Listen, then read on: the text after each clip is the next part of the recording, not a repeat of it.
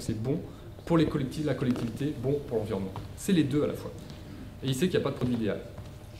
Mais il y a des choix à faire, et c'est quelqu'un d'extrêmement engagé. Et combien sont-ils ces haltères? Ils étaient une quinzaine de pourcents il y a 10 ans. Et aujourd'hui, d'après les dernières études d'Ethicity, qui est un cabinet concurrent d'une autre, eh bien, vous avez grosso modo 40% des gens en bas qui sont dans la recherche d'autres choses. Alors, c'est des intentions, 40%. Hein. Vous n'avez pas 40% d'acheteurs qui retournent les paquets de biscuits dans les supermarchés. Mais ça commence. Quand on leur parle, ils y pensent. 40% qui sont prêts à y aller. Ça fait quand même plus d'un tiers de la population.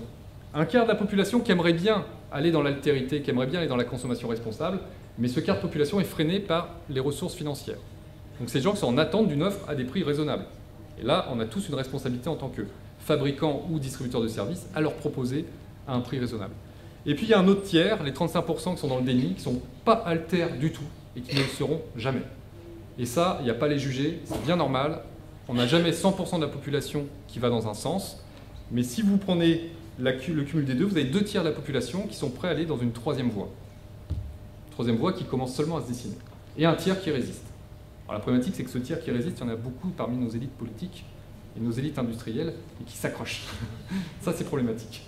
Mais les 2 tiers sont prêts au changement. Ce que je veux dire par là, c'est que vos collaborateurs d'entreprise sont souvent très en attente d'un changement. Ils attendent que ça. On leur parle de RSE, développement durable. Si c'est fait, je le dirai après, de manière cohérente, sincère et engagée. Il ne faut pas le faire à moitié, il faut le faire bien.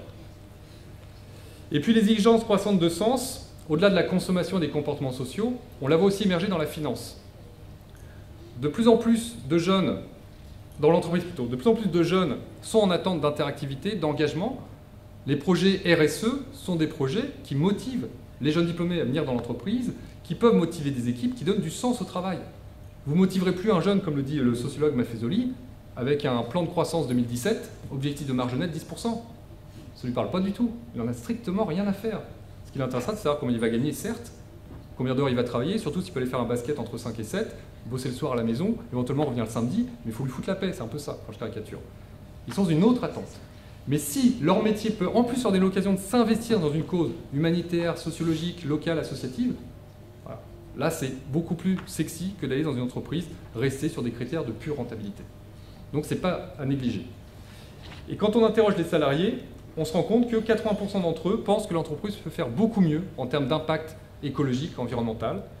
Et ils sont 82%, voire 90%, à penser qu'il faudrait en faire plus et que finalement, ils sont prêts à s'impliquer. Et je le confirme par les clients qu'on a pu accompagner dans des PME dans le nord-ouest, dans l'ouest de la France, il y a toujours un taux d'adhésion extrêmement fort. Si c'est bien présenté, si c'est bien accompagné, les gens sont prêts à faire quelque chose. Toute la journée, on est culpabilisé par les médias. Qu'est-ce que tu manges, qu'est-ce que tu jettes, trie tes déchets, arrête de polluer ta voiture. Vous arrivez dans l'entreprise, on vous dit, bon, bah, maintenant tu travailles et tu vas produire. Une fois encore, c'est un peu un raccourci médiatique. Mais si vous leur donnez l'occasion d'exprimer ces frustrations et de donner de l'engagement, bah, ils sont tout à fait partants. Mais encore une fois, il faut le faire avec sincérité.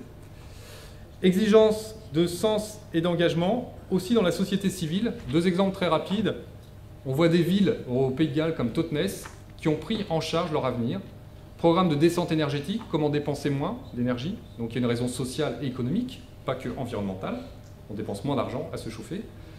Comment on peut réorganiser le transport pour que ça coûte moins cher aux gens, que ce soit moins impactant. Comment on peut réduire les circuits d'alimentation et d'approvisionnement de la ville via une agriculture en ceinture de la périphérie de Totnes.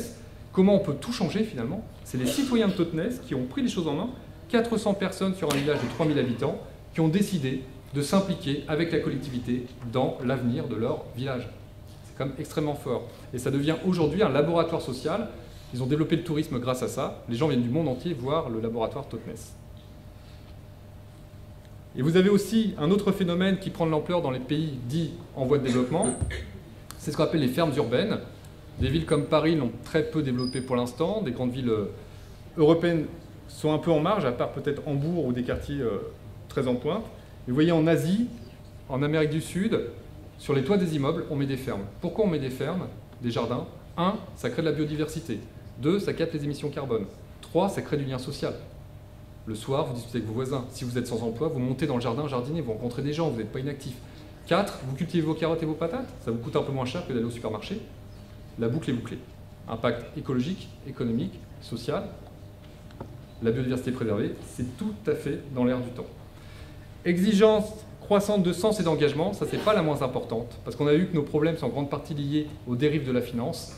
Eh bien la finance, ça commence tout doucement à changer. C'est un sujet que je connais très bien, parce que j'écris souvent dans le monde sur ces sujets d'épargne utile, d'investissement utile. Eh bien, il y a 10 ans, il n'y avait rien en France. Aujourd'hui, de plus en plus de gens commencent à s'interroger sur que fait-on de mon argent? Est-ce qu'il cautionne la spéculation Wall Street? Ou est-ce que mon argent il sert à créer des emplois dans ma région, dans mon pays? Ça, c'est quelque chose d'extrêmement puissant qui est en train de se mettre en place. Et ce qu'on appelle l'investissement socialement responsable, l'économie solidaire, l'investissement utile, il y a plein d'appellations, c'est en train de se développer.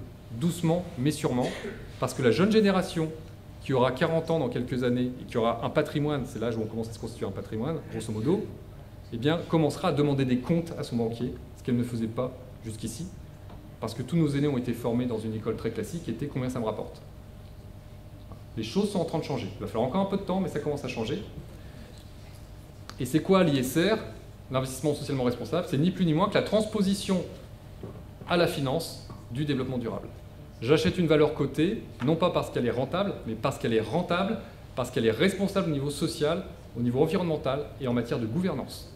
Si je remplis les 4 critères, j'achète. Si les 4 critères ne sont pas remplis, je n'achète pas. Donc on croise les analyses. Analyse financière classique, analyse socialement responsable, et vous prenez les 2 valeurs en vert, BM Michelin, qui sont à la fois rentables et, on va dire, assez responsables. Comme je vous l'ai dit, il n'y a pas de responsabilité à 100%. Et vous avez des banques alternatives qui se développent. La banque Triodos aux Pays-Bas, par exemple. Que fait Triodos? Ils vous disent, bah, nous, c'est facile.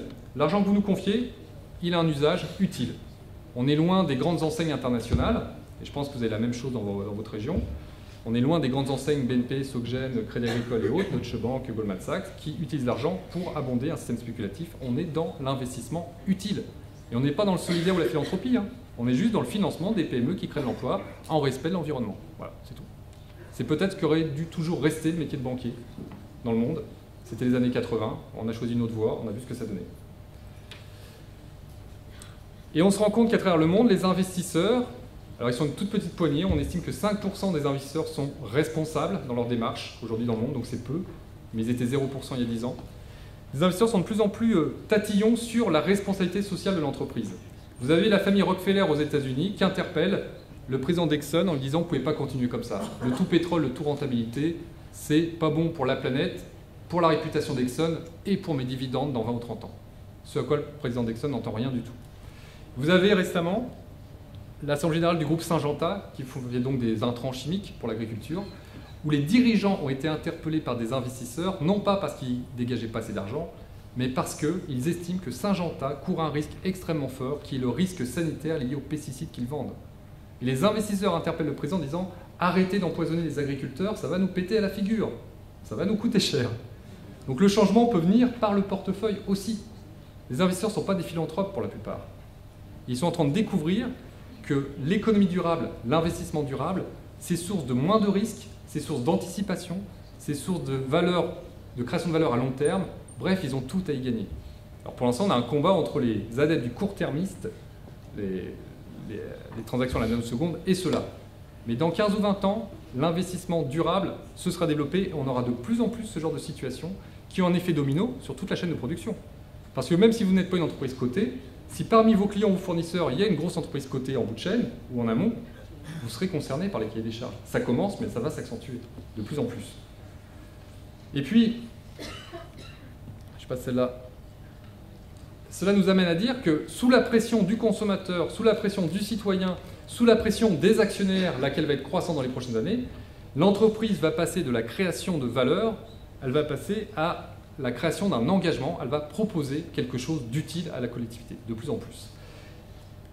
J'ai 2 exemples à vous montrer. Le premier, vous connaissez peut-être Léa Nature. Léa Nature, c'est une entreprise qui est basée à La Rochelle, qui fait des cosmétiques biologiques et des produits d'alimentation diététique pour les grandes surfaces, sous la marque Biojardin par exemple. Et le patron de Léa Nature, Charles Kloboukov, quand vous le rencontrez, il vous dit « La rentabilité, pour moi, ce n'est pas un objectif, c'est une contrainte. Il faut que je vive avec tous les jours.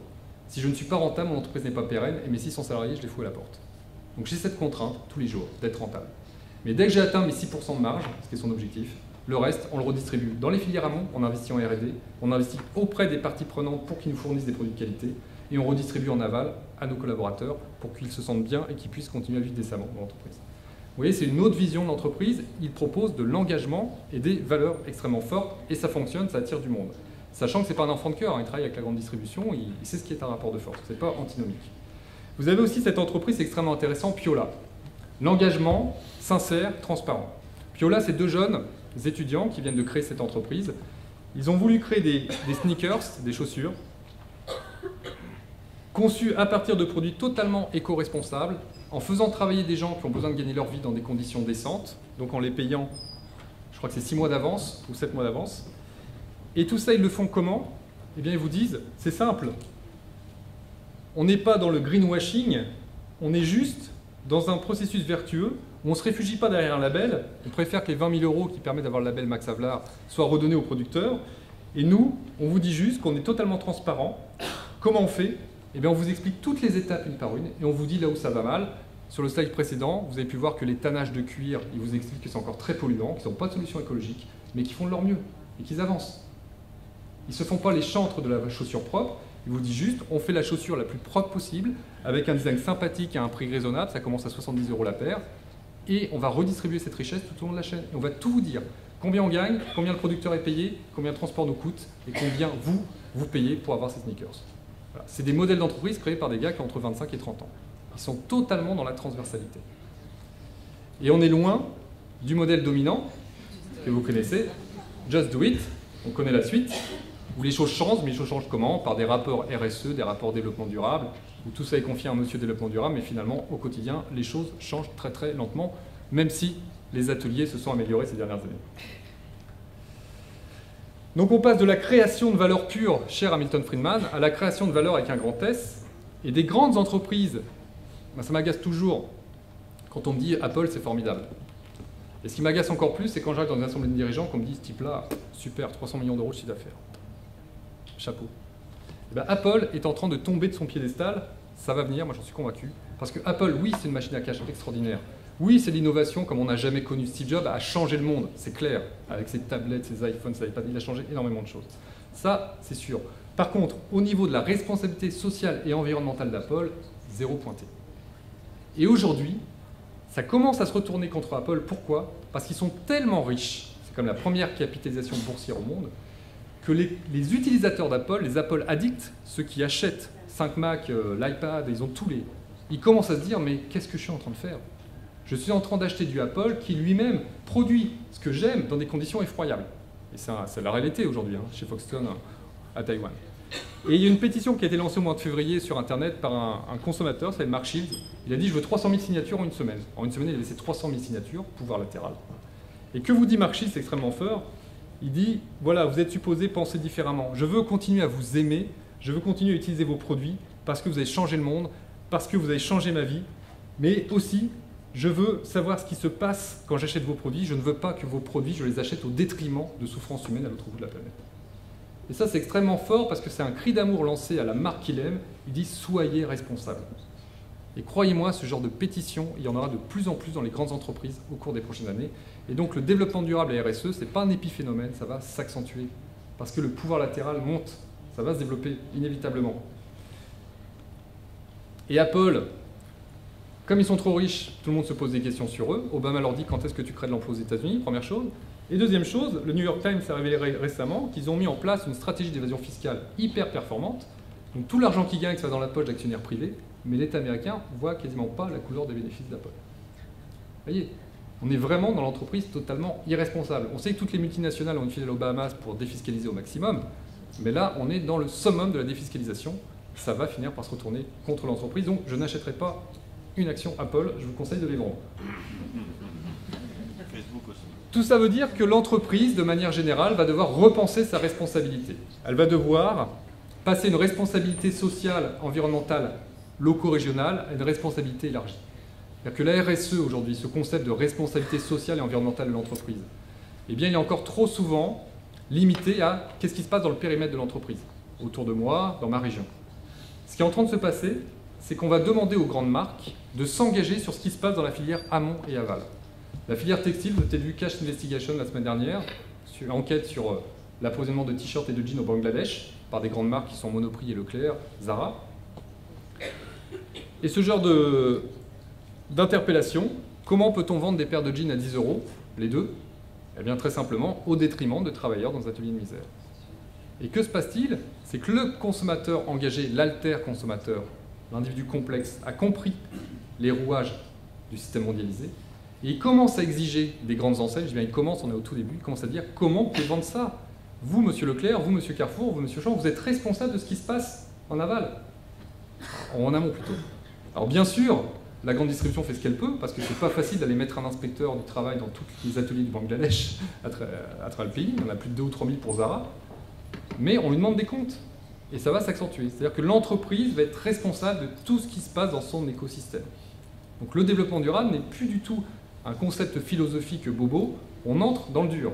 Ça commence à se développer de plus en plus. Et ça veut dire que l'entreprise, elle va devoir gérer 3 critères en même temps dans les prochaines années. Le premier, c'est la performance économique. On n'a pas le choix, il n'y a pas de durabilité sans performance économique. Le deuxième, c'est la performance environnementale. Et le troisième, c'est la performance sociale. Vous me direz, il n'y a rien de nouveau dans tout ça. C'est ce que le CJD appelle d'ailleurs la performance globale, hein, parce qu'il y en a dans la salle. Donc c'est pas nouveau. Ce qui est nouveau, ça va être de les traiter ensemble de manière complexe. C'est-à-dire que si on les traite séparément en silos, vous faites de l'économie, vous faites du social, vous faites de l'environnement, vous dites ouais, bah, l'environnement ça me coûte cher, le social j'en fais parce que j'aime bien en faire, et puis économique je m'en sors pas trop mal et c'est ma priorité parce qu'il faut que je protège mes fonds propres, etc. Mais il n'y aura pas d'effet vertueux d'entraînement entre les 3 critères. Par contre, si on les traite ensemble de manière indissociable, là ça change tout.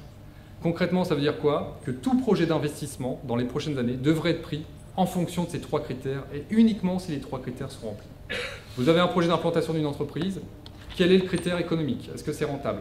Quel est le critère social? Est-ce que je crée de l'emploi? Est-ce que j'en détruis beaucoup? Qu'est-ce qui va se passer pour mes collaborateurs? Est-ce qu'ils doivent se déplacer de 100 km par jour? Tout ça doit être anticipé, ça vous le faites déjà bien sûr. Et quel est l'impact environnemental? Et c'est parce qu'on met les 3 au même niveau qu'on rentre dans une dynamique vertueuse. Si on les traite en silo, séparément, ça ne marche pas. Ça sera toujours un coût, il n'y aura pas d'effet d'entraînement. Par contre, quand on s'implique dans l'environnement, quand on s'implique dans le social, et tout ça pour un objectif économique également, mais au même niveau, là on rentre dans une dynamique vertueuse parce qu'on motive les gens, on donne du sens, on communique dessus, on innove, bref, et on gagne plus d'argent à l'arrivée. Je ne sais plus qui me disait tout à l'heure, enfin, bref, une anecdote qu'en ayant fait ça, finalement, il gagnait beaucoup plus d'argent que quand il était un peu aveugle, concentré uniquement sur la rentabilité, et qui pouvait le démontrer par A plus B via son expérience personnelle. L'entreprise doit donc s'engager de plus en plus, rassurez-vous, j'en ai plus pour 10 minutes, mais elle doit le faire pas n'importe comment. C'est-à-dire que le problème qu'on a aujourd'hui dans le monde du XXe siècle, monde finissant, c'est le XXIe commence seulement, eh bien c'est que les entreprises disent s'engager, mais elles le font à reculons, ou elles le font mal, elles ne le font pas avec une vraie sincérité. Et celles qui font du greenwashing, c'est-à-dire de la peinture verte, eh bien elles se font épingler. Walmart, qu'on connaît pour ses pratiques douteuses, a vendu du cochon bio en Chine, pas de bol, c'est pas du cochon bio. Ils ont menti pour gagner un peu plus d'argent. Le problème, ce qu'a oublié Walmart, du haut de son arrogance, ou ce que peut oublier Apple du haut de son arrogance, c'est qu'il y a un réseau qu'on appelle le pouvoir latéral en face, et tout se sait. En l'espace de quelques clics, tout se sait, tout sera dit. Donc il va falloir être sincère, transparent. Et la sincérité et la transparence, eh bien, c'est pour éviter ce genre de situation où vous faites un peu d'engagement, comme le font ces marques, et vous retrouvez avec des logos détournés sur Internet, des petites vidéos, des tas de choses qui font rire les internautes. Nestlé en a fait les frais récemment. Vous connaissez peut-être ce clip qui a été réalisé par Greenpeace il y a quelques mois. Vous voyez un jeune homme manger une barre de Kit Kat et en fait il mange des doigts d'orang-outan, le sang gicle sur son clavier. Et vous avez un gros logo qui vous dit « Arrêtez de manger des Kit Kat parce que vous déforestez l'Indonésie pour produire de l'huile de palme. Donc en mangeant du Kit Kat, vous êtes responsable de la déforestation. » Ça ne veut pas dire qu'il faut arrêter la production d'huile de palme, mais il faudrait qu'elle soit réalisée de manière éco-responsable, avec des labels responsables.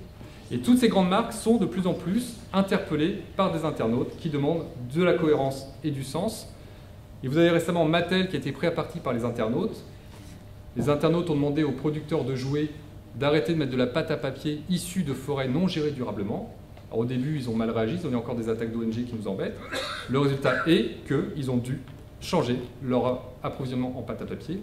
Et c'est au bénéfice de qui? Eh bien, des entreprises européennes et américaines qui respectent les conditions environnementales et sociales. Donc ça n'a pas que du mauvais, la pression des ONG. Parce qu'elles permettent de faire bouger les choses. Parfois, c'est excessif. Parfois, c'est en faveur de l'entreprise qui, elle, est dans les clous en matière de respect environnemental et social. Donc pour conclure, eh bien, la période qu'on vit actuellement, qui est une période pleine d'incertitude, mais pleine d'enthousiasme, si on veut bien se projeter et voir les signaux faibles, elle nous offre l'occasion de tout repenser de manière totalement transversale. Moi, je vous invite à rentrer dans la complexité. La complexité, comme le dit Edgar Morin, vient du latin complexus. Complexus, le lien, tout est lié. Ça ne veut pas dire que c'est compliqué. Ça veut dire que toute décision entraîne un impact et qu'il faut tout penser en même temps. Politiquement, on ne résoudra pas le problème du chômage si on ne le traite pas en même temps que le problème des retraites, de la formation, de l'emploi. Il faut tout traiter en même temps. Il faut arrêter d'avoir une politique de formation, une politique d'emploi, une politique de retraite. C'est le même sujet. Donc il faut supprimer 3 ministères et n'en faire plus qu'un. Là, on aura peut-être à faire quelque chose. Et en plus, on fera des économies. Voilà, on réduira les dépenses. Mais c'est ça l'approche complexe. C'est penser le sujet avec cette vision sociale, environnementale, économique en permanence. Et pas uniquement sur le curseur rentabilité ou environnementale ou sociale selon ses priorités. Et ce qui est intéressant, c'est que l'Occident, finalement, dont nous faisons partie, n'a pas trop le choix. Le modèle, on l'a vu, est en train de s'effondrer, il part en lambeaux, c'était la première partie. Et l'autre modèle est en train de naître difficilement, lentement, mais il apparaît. Et pourquoi on n'a pas trop le choix? Eh bien, premièrement, parce que l'économie durable, on est obligé d'y aller pour les ressources naturelles. On l'a vu tout à l'heure. Je prends l'exemple des terres rares maintenant. Les terres rares qui sont présentes dans les écrans de nos iPads, téléphones portables, ordinateurs. Il y en a de moins en moins. Enfin, il y en a, mais elles sont accaparées essentiellement. Le marché est organisé par la Chine, qui contrôle 90% des flux mondiaux. Le jour où ils décident de nous couper les robinets, on n'a plus de terres rares. Comment on fait pour fabriquer nos ordinateurs, nos téléphones portables? On n'a pas la solution. On a bâti un modèle économique occidental sans avoir les matières premières en local. C'est quand même fou, ça. Hein. On est assis sur une branche, on la scie depuis 50 ans, et on ne cherche même pas à développer des ressources locales pour produire des biens qui seront vendables partout dans le monde, bien sûr, mais dont les ressources sont locales. On ne se pose même pas la question, on continue. On continue à faire des voitures électriques à base de lithium. Qui a du lithium dans le monde? L'Afghanistan, la Bolivie, et peut-être le Canada. Où est le lithium en Europe? On n'en a pas. Donc on est complètement dépendant des cours du lithium sur les marchés internationaux et de la bonne volonté de ces pays de nous en vendre. Voilà. Deuxièmement, il faut qu'on change de modèle économique, qu'on aille vers la durabilité, vers la soutenabilité. Pourquoi? Parce que c'est source d'innovation. Si on change de prisme, si on change de grille d'analyse, on pense différemment et on trouve des solutions nouvelles. Je vais prendre l'exemple des panneaux photovoltaïques qui sont une vraie cochonnerie aujourd'hui. Le silicium, on ne sait pas le recycler, ça va poser un vrai problème environnemental dans 10 ou 20 ans. Et bien aujourd'hui en Italie, il y a des gens assez fous pour essayer de développer des panneaux photovoltaïques à base de myrtille. Pourquoi? Même c'est extraordinaire s'ils aboutissent. Parce que la myrtille, c'est non polluant, on peut en produire en quantité, en plus c'est très bon pour la santé, c'est un antioxydant. Et les anthocyanes, eh bien, si on arrive à les mettre dans des films souples et à faire du photovoltaïque sur nos toits ou sur nos façades, on a une ressource de captation énergétique infinie sans aucun impact environnemental. C'est ça l'effort de R&D qui est impulsé par l'économie durable. Vous avez aux États-Unis, parce qu'ils ne sont pas en reste sur ces questions-là, contrairement à ce qu'on peut penser, IBM, qui je vous le rappelle avait inventé les premiers ordinateurs qui occupaient une salle de classe, avant que ça finisse dans une micropuce aujourd'hui, eh bien IBM est en train de travailler sur une batterie qui fonctionnerait à base d'air. Bien sûr, on est au Moyen-Âge de la batterie à base d'air, mais peut-être que dans 10 ou 20 ans, IBM va nous inventer un nouveau moteur à propulsion qui va révolutionner la vie. Et pourquoi IBM se lance dedans? Parce que l'énergie coûte cher et sera de plus en plus rare. Si on n'avait pas la contrainte ressources naturelles et la contrainte environnementale, on n'irait pas se creuser les neurones à trouver d'autres solutions. Donc c'est extrêmement stimulant. On a tout intérêt à changer de modèle aussi parce que il faut créer de l'emploi. Le débat sur la croissance aujourd'hui est complètement stérile. Quelle croissance? Une croissance qui repose sur la ponction des matières premières? Une croissance du PIB sans qu'il y ait de création d'emplois en Europe? C'est ça? Si c'est ça, c'est pas de la croissance. C'est la croissance du PIB, ça ne veut rien dire le PIB. Je vous renvoie aux travaux de Stiglitz et de Lamartine qui ont été faits en 2009 pour le président Sarkozy. Il faut changer d'indicateur. Ce qu'il faut, c'est créer de l'emploi non délocalisable. Et comment on crée de l'emploi non délocalisable? Eh bien, aujourd'hui, on peut en créer grâce à des secteurs porteurs dans l'économie durable, qui sont les bâtiments efficaces en énergie avec les fameux smart grids, la décentralisation énergétique. Il y a un réservoir d'emplois non délocalisable colossal. Vous avez tout ce qui est énergie renouvelable, bien sûr, qu'il faut penser de manière non centralisée, parce qu'on continue à faire des fermes photovoltaïques, alors que la solution serait peut-être de mettre des éoliennes sur les toits ou autre chose, mais de décentraliser. En tout cas, il y a un volant de recherche important. Le transport durable, Il y a plein de choses à faire, le fluvial, la mobilité douce, les transports en commun, ça commence à se développer, mais il reste encore beaucoup de choses à faire. Il faut entretenir, conduire les machines, développer les infrastructures. L'eau douce et l'infrastructure écologique, là il y a beaucoup de solutions à mettre en place. Une ville comme Marseille perd 40% de son eau potable, ou 30%, parce que les tuyaux sont percés. Si on ouvre les routes, ça crée de l'emploi. Bon, il faut des budgets, je suis bien d'accord, mais après c'est de l'allocation d'actifs, des priorités. Et puis l'agriculture durable, on a plein de choses dans le sud-ouest, dans la région, qui se font en matière d'agriculture raisonnée. Je pense aux vins de Buzet, par exemple, qu'on connaît bien, à d'autres. Voilà. Il y a un réservoir de croissance d'innovation extrêmement important, et ça, c'est du non délocalisable. Enfin, l'économie durable, c'est aussi, parfois, une réponse à l'appauvrissement des classes moyennes. On va s'appauvrir, il nous faut des solutions moins coûteuses. Et quand on repense l'architecture d'une maison en matière de bâtiment, on peut faire des économies colossales. Ce monsieur, François Marty, il fait des maisons dans le nord de la France, des maisons écolo. Il vous dit, je ne les fais pas pour les bobos, mes maisons écolo. Elles sont vendues à 80 000, 100 000 euros à des gens qui en ont besoin. Pourquoi mes maisons sont intéressantes? Bien parce que sur 60 ans, le temps d'occupation d'une maison par un adulte, en moyenne, et bien finalement, qu'est-ce qui coûte cher? Ce n'est pas la construction, c'est les charges, en eau, en énergie, etc. Donc si on veut bien réformer le modèle bancaire pour accompagner des gens dans le besoin, qui puissent s'endetter sur une longue période, mais avec des montants faibles mensuels, pour se payer des maisons à énergie positive ou BBC, eh bien, ça peut changer la face du monde, ça peut changer pas mal de choses. Ça peut changer pas mal de choses. Mais il faut changer les pratiques bancaires. Donc, vous voyez que tout est lié. On est dans la complexité. Ça ne se fera pas uniquement par la maison qui est trop chère aujourd'hui. Il faut changer le financement.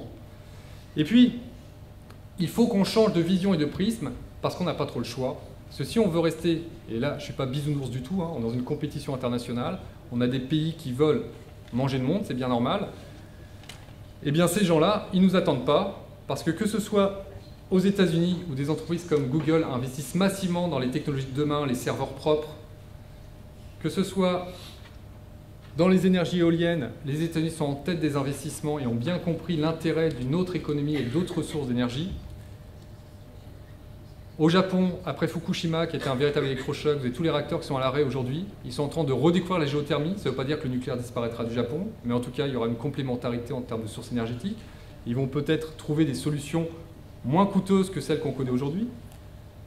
Vous avez, dans des pays d'Amérique du Sud, comme là c'est le Chili, on est en train d'imposer des impôts verts, une fiscalité verte, chose qu'on n'a pas encore réussi à faire en Europe, pour inciter les gens à être plus vertueux dans les process de production et dans les pratiques de recyclage et de leurs achats. Et puis enfin, il y a un événement qui est assez intéressant, parce que quand on parle de la Chine en Occident, les gens voient que le côté pollueur, pollueur, pollueur. Et finalement, ce qui est en train de se passer en Chine, c'est tout à fait du yin et le yang. La Chine a beaucoup pollué pendant 20 ans parce qu'ils n'avaient pas le choix, ils devaient nous rattraper. Aujourd'hui, c'est chose faite.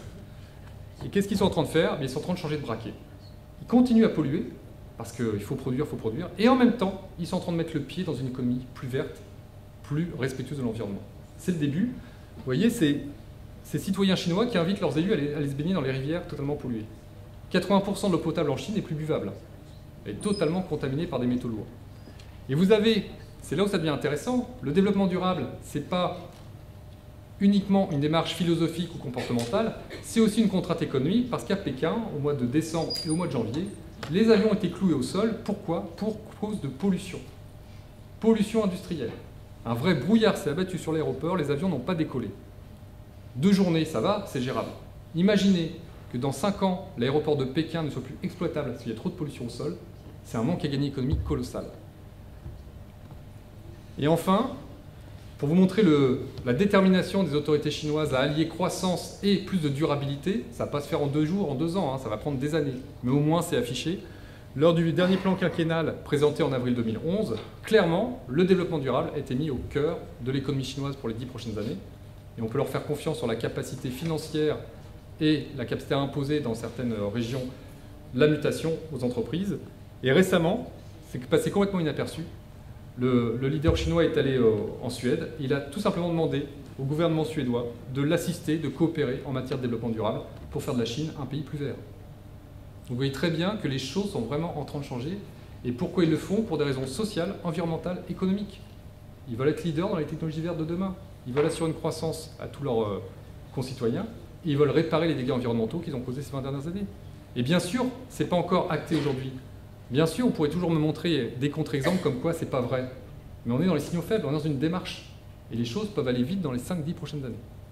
Ce que je veux dire par là, c'est ce qui est une réalité aujourd'hui ne sera pas forcément une réalité demain. Il faut en prendre conscience dès maintenant. En guise de conclusion, je vous encourage à vous engager plus en tant qu'entreprise pour au moins 3 bonnes raisons. Parce que vous pouvez changer les choses en tant que dirigeant. Vous avez un gros pouvoir entre les mains. Parce que la société vous le demande de plus en plus. Les citoyens, les collaborateurs. Demain sera peut-être le politique qui exigera des choses. Et parce que c'est l'intérêt bien compris de l'entreprise, les marchés de demain ne sont sûrement pas dans les modes d'analyse et de fonctionnement du XXe siècle, ils sont plutôt dans un mode décentralisé, transversal, global, complexe, et il va falloir réinventer énormément de choses, et vous avez tout à gagner, tant sur le plan financier, humain qu'environnemental. Voilà, je vous remercie pour votre écoute, et puis je reste...